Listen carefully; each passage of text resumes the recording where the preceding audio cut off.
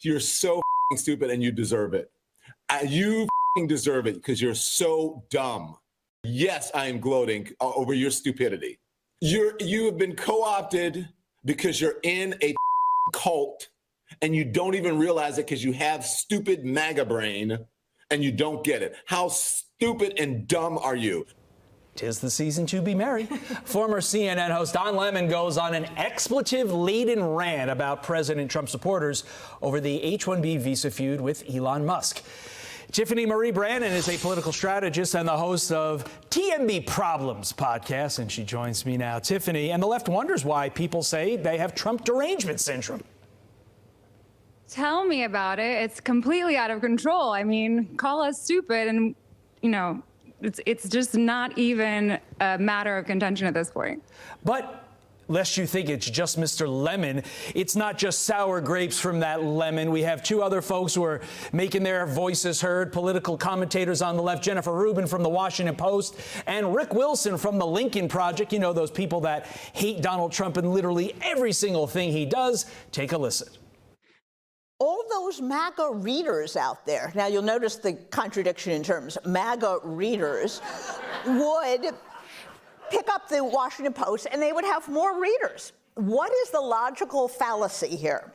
Yes, reader. The guy with the GED and his fake Oakley sunglasses and his goatee and his pickup truck, the universal Twitter bro, that guy's thinking to himself, oh, well, I could have been the senior software designer at Google if only it weren't for DEI or immigration.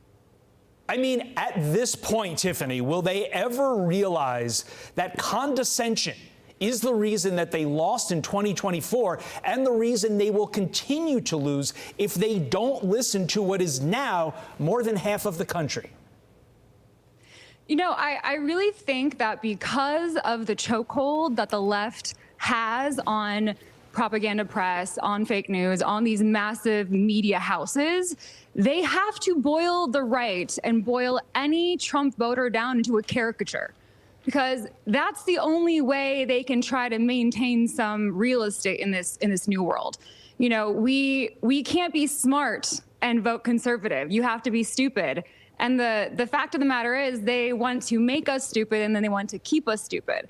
So I don't think they're going to learn their lesson. I think this is kind of beating a dead horse at this point. And, you look at the people saying this, you look at, I think, really what sore losers they've been and what that speaks to in terms of longevity of these, historic news houses that have just kind of become corrupted and basically just arms of the administrative state. I'm really glad you mentioned that because they almost brought about their own extinction this year. And because of that, in part, 2024 is being called the year of the podcast.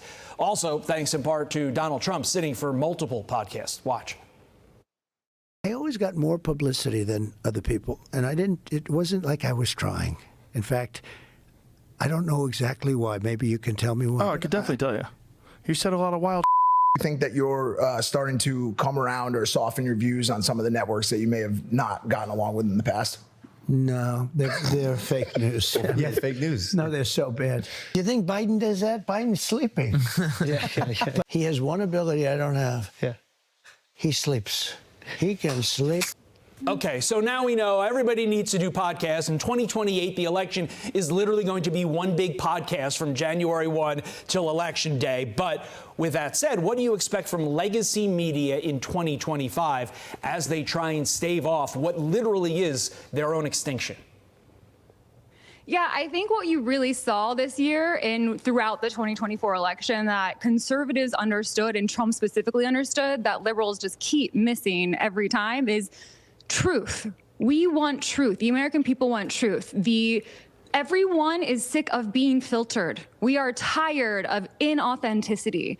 And you can no longer run and hide from this as legacy media. You're going to have to start competing. You're going to have to start letting us, see the man behind the curtain that is pretending to be the Wizard of Oz. And that's something that Trump did so brilliantly. When you watch someone like Joe Rogan and you watch a 3-hour podcast, you are able to see a full train of thought. This isn't some little snapshot. This isn't some little soundbite. You are able to actually understand what's going on behind just the little news clip. And legacy media is going to, first of all, start being honest, which I think we know is a big problem.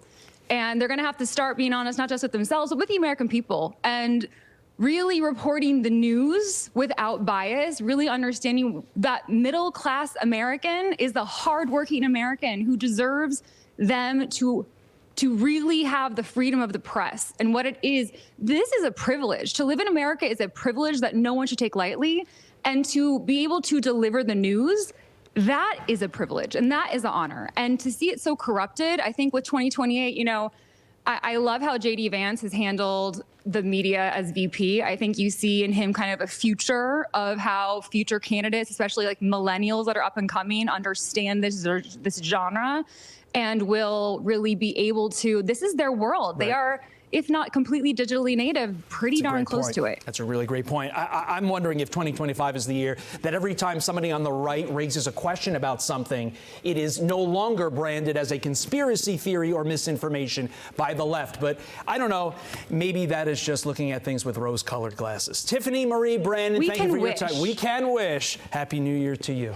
I'm Steve Doocy. I'm Brian Kilmeade. And I'm Ainsley Earhart. And click here to subscribe to the Fox News YouTube page to catch our hottest interviews and most compelling analysis.